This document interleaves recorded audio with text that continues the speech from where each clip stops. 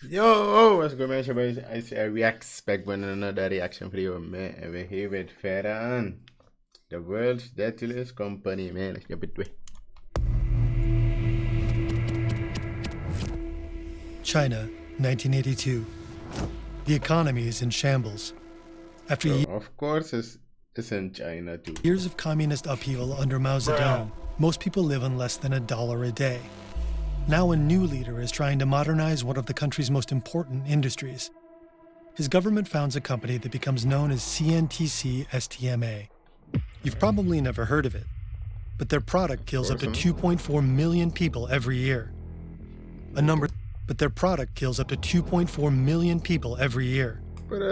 A number that will likely soar in the next few decades, unless something changes, which seems unlikely.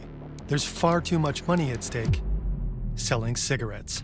Of course, it's always about the paper, bro. It's always about this.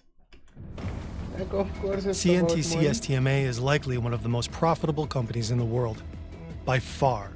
But you won't find it on any Fortune 500 list. Why is that? Where is all this profit flowing? This is the story of a broken system, a look into a core part of Chinese state economics, and at the devastating effects of a state-sponsored public health crisis.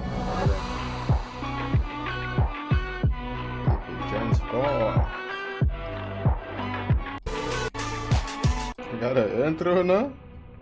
This video was produced in collaboration with journalists from The Examination and is based on their phenomenal original reporting. You'll find links in the description. Chapter 1. Durham, North Carolina, 1880. This is the American tobacco tycoon James B. Duke. He's just been informed that the automatic cigarette machine is finally ready. Cigarettes are pretty niche around this time. Tobacco is usually smoked with a pipe or just chewed. Companies still have workers roll. Like, why? The person that invented a cigarette, bro. Like, what was man on, bro?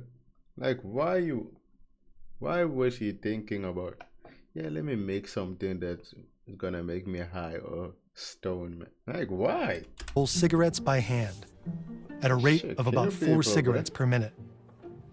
But this long-awaited machine can roll 210 cigarettes per minute.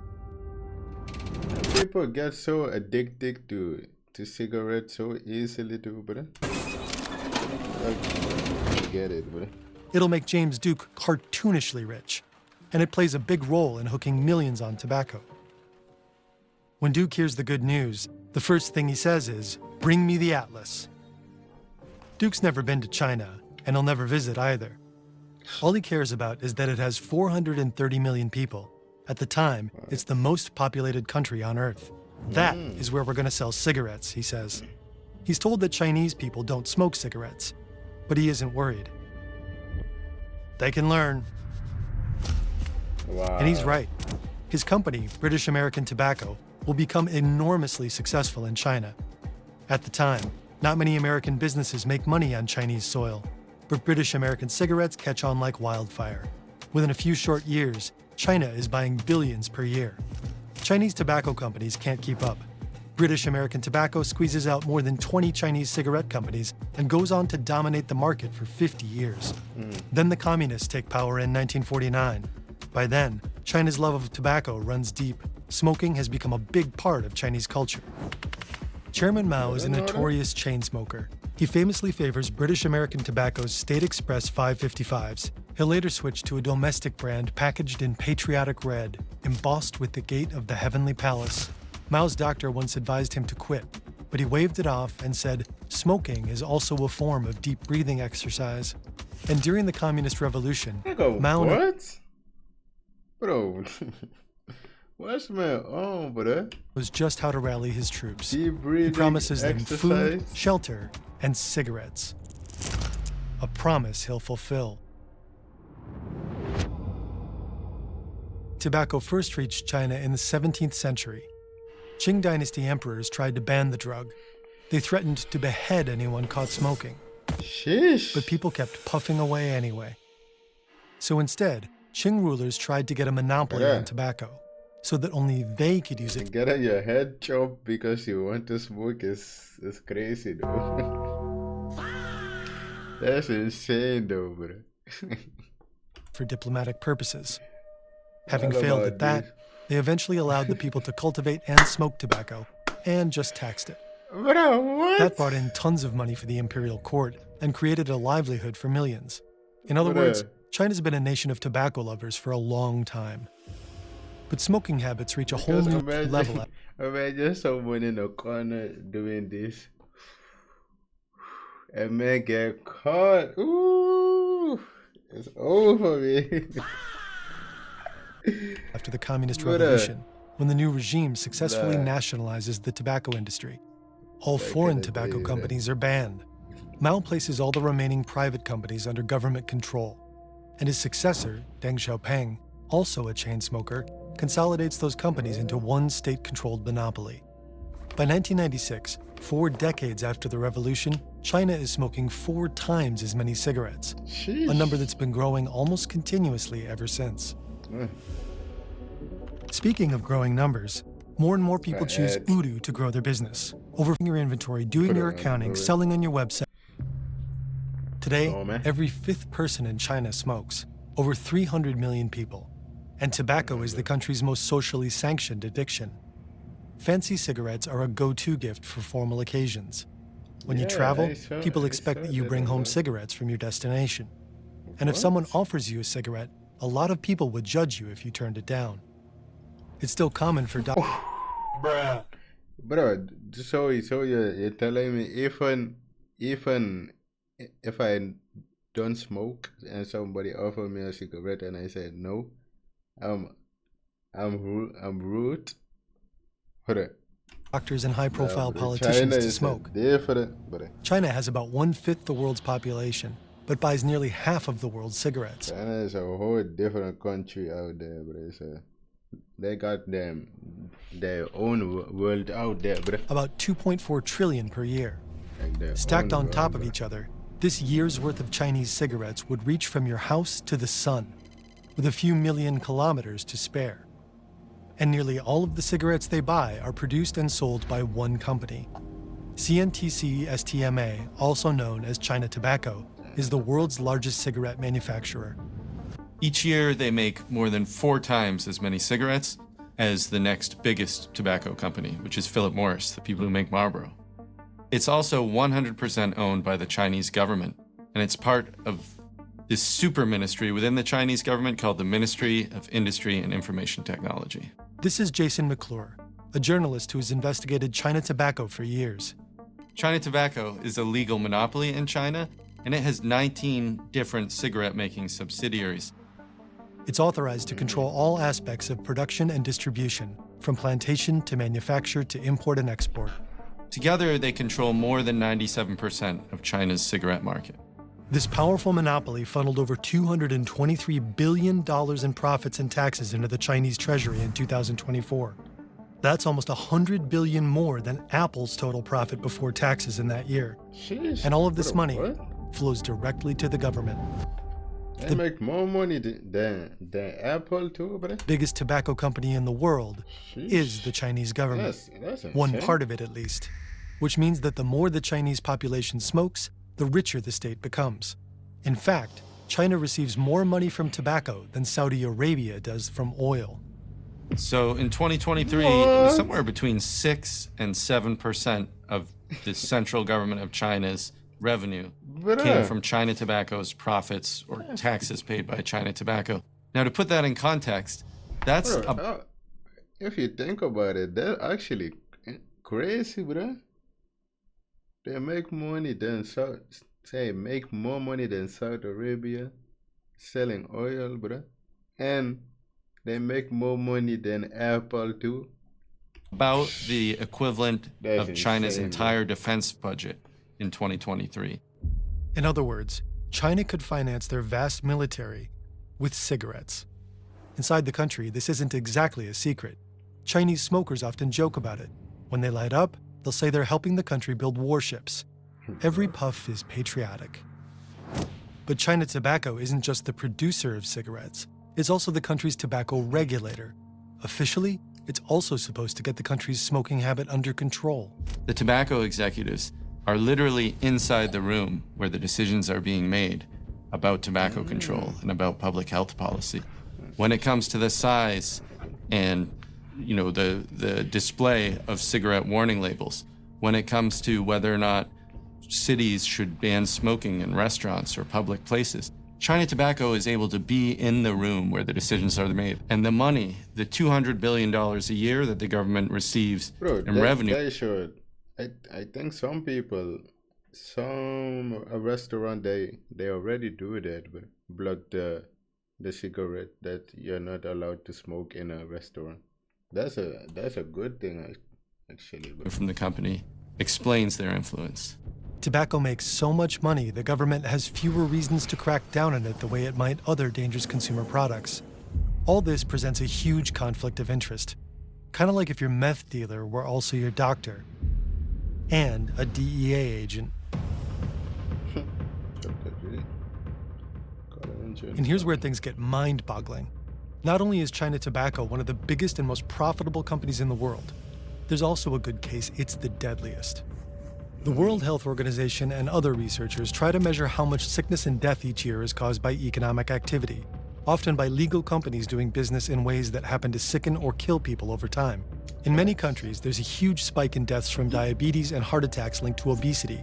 This is a direct result of people consuming more sugary drinks and eating more ultra-processed food, often marketed and sold by large corporations. Drinking alcohol is linked to 2.6 million early deaths around the world each year from things like cancer, liver disease, and traffic accidents. The WHO calls these the commercial determinants of health. Tobacco is one of the biggest of these. The commercial determinants of health. Tobacco is one of the biggest of these, and it kills 7 million people every year. In most cases, trying to figure... There's no way. 7 million? Nah, there's no way. Figure out how much responsibility an individual company bears for these early deaths is super complicated, if not impossible. Think of the pollution from burning coal. You can't just point your finger at one company. Some pollution in your hometown might come from a power plant down the road, but some might come from steel factories hundreds of kilometers away. Assessing China Tobacco's responsibility in causing deaths is much simpler. The company is vertically integrated, meaning it controls most of the steps involved in turning a tobacco leaf into a cigarette. And since it's a legal monopoly in China, it's made and sold almost every cigarette consumed in the country, and has for decades. The WHO uses data from a study called The Global Burden of Disease to help estimate the causes of illness and death all over the world. Their work estimates that between 1990 and 2023, there were 68 million tobacco-related deaths in China. And anything tobacco-related is somehow involved with China Tobacco and its predecessors. Even the study's most conservative estimate, 59 million deaths, is so high that there's no way to conjure up another single fossil fuel, food, or alcohol company remotely responsible for that much death. Every year, 2.5 million Chinese citizens die from tobacco, and the number is only expected to increase, not least because of China Tobacco's... People not even stopping to it, bro. Because I know if I offer go to China, definitely I'm gonna see somebody is doing this. Definitely, but I like what? Sales tactics. Like other tobacco companies, it seeks to convert young people into lifetime customers. This gotta be AI, bro. One of the more significant tobacco control measures that has been undertaken by China in the last 10 years was that Xi Jinping did decree that government officials should no longer smoke in public or smoke on television. Now, among young people, especially in this more cosmopolitan cities like Beijing or Shenzhen, Shanghai, vaping... Bro, I heard vaping is the worst. It's the worst of the worst, bro, vaping. E-cigarettes, other types of nicotine products are becoming more popular. And this is a challenge for China Tobacco for the state cigarette monopoly, because overwhelmingly those products are made by Chinese private companies and not by the state cigarette company. So one of the interesting aspects of China Tobacco not just being the country's sole cigarette maker, but its tobacco regulator, is that it in turn gets to regulate e-cigarettes and other nicotine products. Now, as you might expect, they've done so in a way that favors their own cigarette business. For instance, Yeah. if you want to have a lemon, They have a flavor to it, so that make it more addicted to a child, bruh. Because they have a taste. or mint-flavored That's cigarette, those are banned in a lot of bruh. countries, but not in China. However, if you want to have a lemon or mint-flavored vape, that's been banned by China Tobacco. They've said you're not allowed to sell those here. And the reason that we're doing that is because flavors like that attract children. Yeah, that's what I said. The number of Chinese people with lung cancer and heart disease is only growing. It's a state-sponsored public health crisis. A crisis that will cost the country in the long run, but not the state. That's because China's basic health insurance plans only cover a fraction of the costs of treating diseases like lung cancer. The health costs of smoking will have wide ramifications on Chinese society and on the Chinese people, but they won't hit the government's purse in the same way that it has in the West. Good evening. Remember the date, the 20th of June, 1997. It was on this day that the attorneys general of more than 40 states said in Washington that they had finally beaten the tobacco industry into submission. If you look back at one of the most important moments in the history of tobacco, it was this lawsuit brought against the tobacco companies, not by the US federal government, but by state attorney generals who banded together to sue the tobacco companies. We had to punish this industry in such a way that everybody in this country and everybody in this world would recognize that they had paid a higher price than any other corporation in history. And the reason state attorney generals sued They them can do is that because too? the state governments were being bankrupted by the health costs of paying. Bro, I didn't know that state government can also put a law on your state, bro. Sheesh. For their I didn't know citizens' that. health care, who were having long, difficult deaths, Bro, essentially, every day you learn something new, bro. that were very Right, expensive I and didn't involved know lots that of at medical all. care. In China, that's not the case. And so there's no sort of functional financial driver for tobacco control in the same way that there has been in some other countries. Come to where the flavor is. Come to Marlboro country. Made an ad too. Up until the end of the 20th century, big tobacco seems eh? unstoppable in the West thanks to mass production of cigarettes and aggressive advertising. hell Worldwide, is that cigarettes about? are associated with glamour, freedom, modernity. Movie stars, athletes, and even doctors are often seen endorsing tobacco. Try Camels yourself, the cigarette so many doctors enjoy. Until the health But, consequences become undeniable.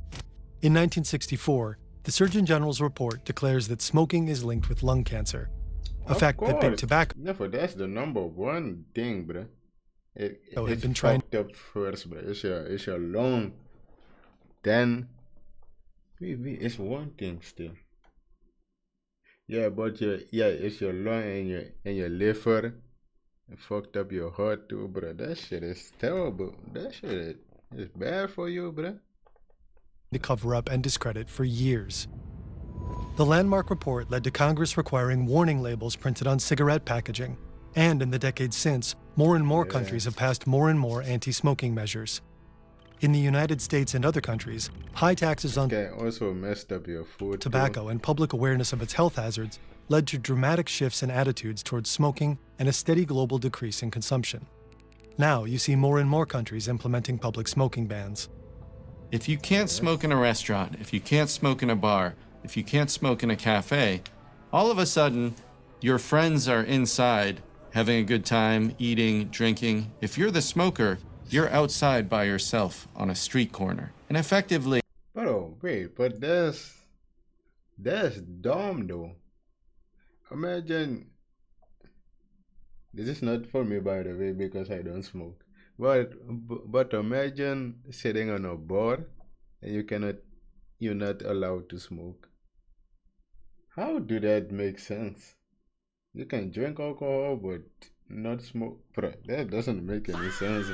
Bro. Like what? it becomes a habit that's no longer culturally or socially acceptable. And that's what we've seen in many countries around the world. But what happened in China is different China did not fulfill that commitment to pass a smoking ban in public places.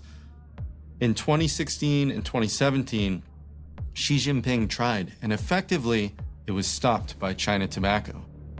What we saw in the years after that was a number of Chinese cities passing their own smoking bans, but we saw that China Tobacco, by 2022, 2023, had swung into action to stop smoking bans at a municipal level. In the last 20 years, the rest of the world has managed to reduce the adult smoking rate from 34% to 23%. If China had followed the global downward trend, there'd be about 80 million fewer people addicted to tobacco now. And China did pledge to adopt the same anti-smoking measures that successfully led other countries to reduce consumption so dramatically. Along with 167 other countries, in 2005, China signed the same major WHO treaty aimed at controlling tobacco internationally. It vowed to protect its citizens from the vested interests of the tobacco industry. This treaty was significant globally. And since it was signed, tobacco use rates around the world have declined significantly in India, in Brazil, in the United States. But this guy that's talking right now, man, look like he's smoking too as well, bro. Bro, look at man's eyes, bro. Man. Broski didn't get enough sleep, bro. In Western Europe and Latin America, rates have just look plunged. A little bit high, though. In China, they've barely budged. Most efforts have systematically been bulldozed by China Tobacco. China Tobacco found sneaky ways to get past the commitments of the WHO treaty. For instance, they were involved in the translation of the treaty into Chinese and made sure the language was weaker than in the original. What? Another way they undermined the treaty is through warning labels on cigarette packages. This was one of the key points that China agreed to when signing the treaty. The warning labels were supposed to be large and hard-hitting, but China Tobacco managed to overturn these decisions. In China, the labels are much softer and easier to miss. These are Zhonghanhai cigarettes, produced by Shanghai Tobacco, a major subsidiary of China Tobacco. So if you look at the China... I mean, the company doesn't want to lose money. They don't want to lose profit, but that's why. Chinese cigarette warning labels today, you'll notice... Because if you do that, you gotta lose a lot of money. It's just a text warning label and it blends in very nicely with the rest of the packaging. The content of the warning label says smoking is harmful to health, which is a very generic way of warning people about the health consequences of smoking.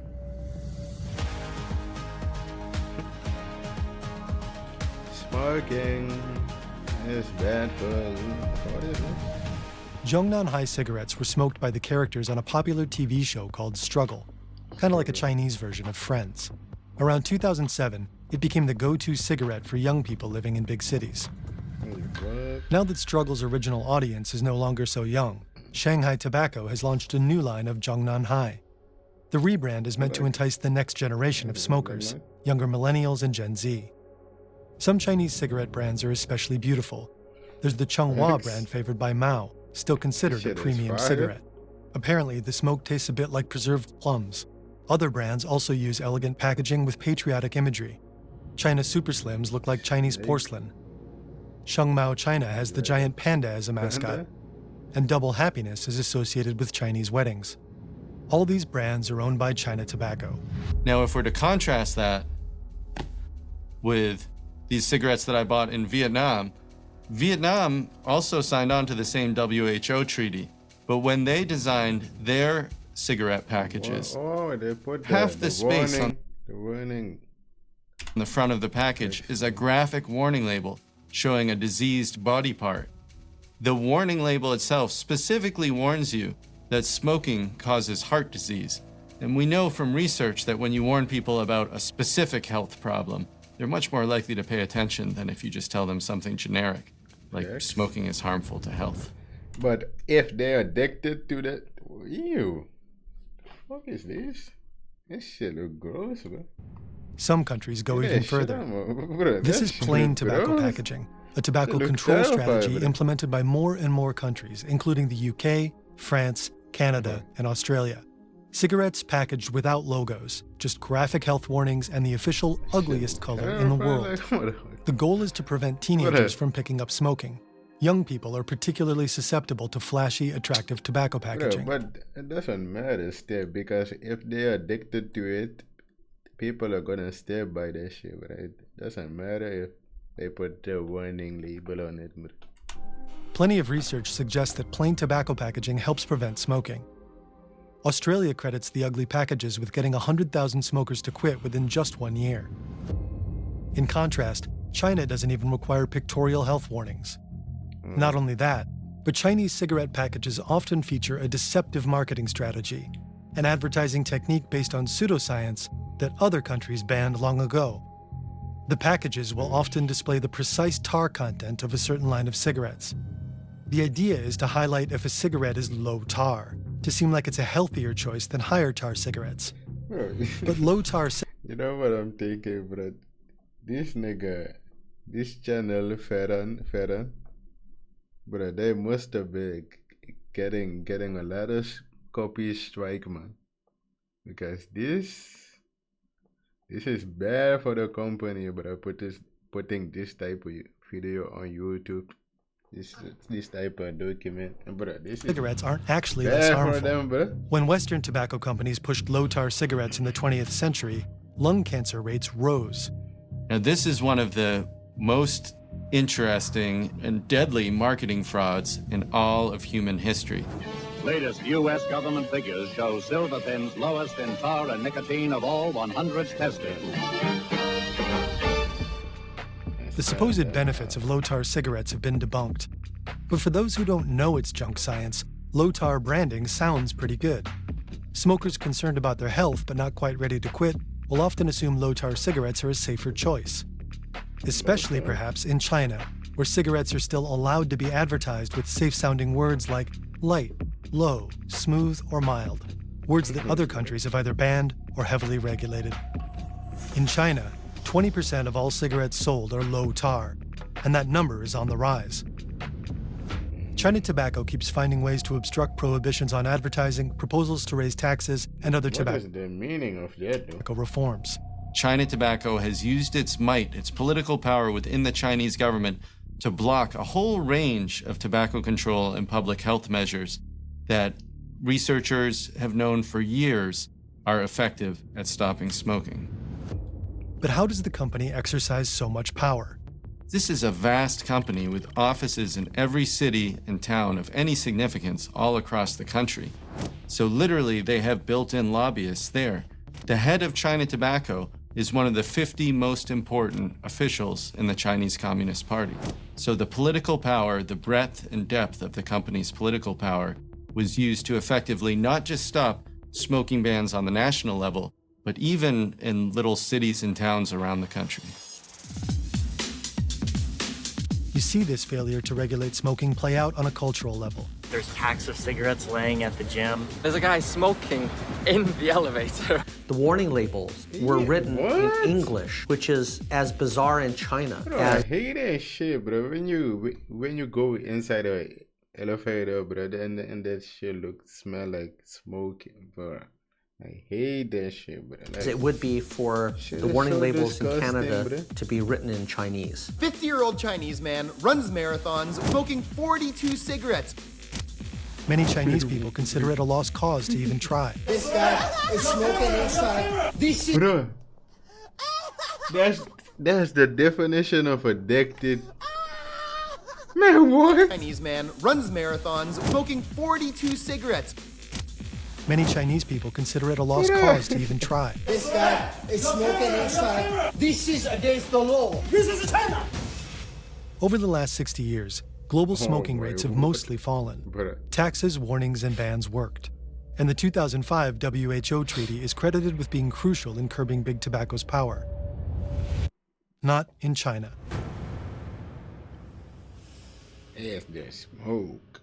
So, can anything be done? Or are the health consequences unavoidable if a state is financially dependent on a deadly industry?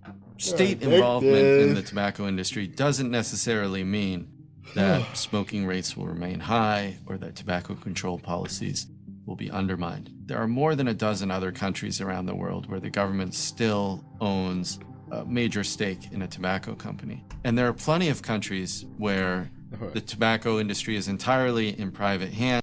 Still to this day, people don't understand when somebody is addicted to something their whole life, you're not gonna make them stop be addicted to something like that, but it need to be in themselves to wanna try to stop, because you're not gonna have them. You don't have the power to change them, bro. It's up to them. They have smoking rates that are higher than China. That includes Indonesia, Turkey, and some others. So there's nothing inherently wrong with the government having a role in the tobacco industry. It's just that in China, the government hasn't managed the conflicts of interest that come with being in the tobacco business and also being in charge of public health, as well as they could have. In other countries, in Thailand, for example, smoking rates have dropped dramatically over the last 20 years, even though the government is one of the largest cigarette makers there. So clearly there are ways that China's state ownership of a cigarette company could be accommodated, but China just hasn't done the work to implement this. And now, because the company is so large and so powerful and makes so much money, making those changes has become very, very difficult. And the company isn't done growing. China Tobacco would like to sell more cigarettes overseas, and its exports have been increasing. It has investments in tobacco companies or joint ventures in a number of other countries, primarily in Asia. China is investing more in Africa and other places. China Tobacco is looking to follow suit, to sell cigarettes in new places, develop markets, and also to buy tobacco leaf from other companies. So I think in the future, we'll see that it is becoming an increasingly global company. China Tobacco already exports their products to 125 countries on 5 continents. Pushing its cigarettes onto other nations is part of China's Belt and Road Initiative, their global infrastructure expansion. And it isn't always legal.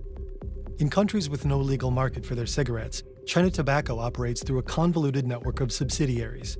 They hide behind shell companies and often work with smugglers to flood countries with their products. Still, the main market is domestic. China Tobacco takes great pains to gain favor with the public by investing in social products, like sponsoring elementary schools in rural, low-income provinces. That's cool. More than 100 tobacco schools are said to exist. Some are explicitly named after cigarette brands. It's like sending your kid to Lucky Strike Elementary. Some even have signs on the walls that say, "Genius is from hard work, tobacco helps you excel." Plenty of people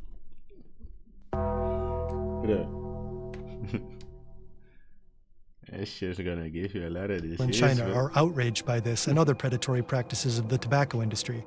But lately, it's become even harder to combat China Tobacco's influence. Starting around 2017, 2018, things started to change. And they didn't just change around tobacco control. China started to become a much more authoritarian place. Xi Jinping, as we know, ended the tradition of staying in power for only 2 terms. And a whole array of sort of civil society functions began to disappear in China. And civil society groups and advocacy groups that were once tolerated, all of a sudden were no longer tolerated. And interestingly, that even happened in tobacco control, an area that you would think is absolutely non-political. And so where previously you had lawyers taking China Tobacco to court, you had tobacco control groups being very outspoken in the press and in public forums about the company's harmful role in Chinese society, all of a sudden they're silenced. And that is a direct consequence of the rising authoritarianism in China that's taken place over the last 7-8 years. Well, given all of that, do you see any realistic path for reducing smoking in China? China's government has become so centralized that the one person who could have a significant impact on China's smoking rates right now is only Xi Jinping. However, I think over the course of time, in the years and decades to come, as China opens up more to the world, as its population becomes more educated, and as habits change, I think fewer and fewer young people will be smokers in the future. And so I think there is some reason for optimism that 20 years from now, 30 years from now, smoking will be much less of an issue in China. The problem is that in the short to medium term, the outlook doesn't look very bright, and there aren't effectively civil society organizations or other checks on the power of this company within China. Bro, that's bad, bro. Listen, kids, don't smoke, man. Smoking is bad, bro.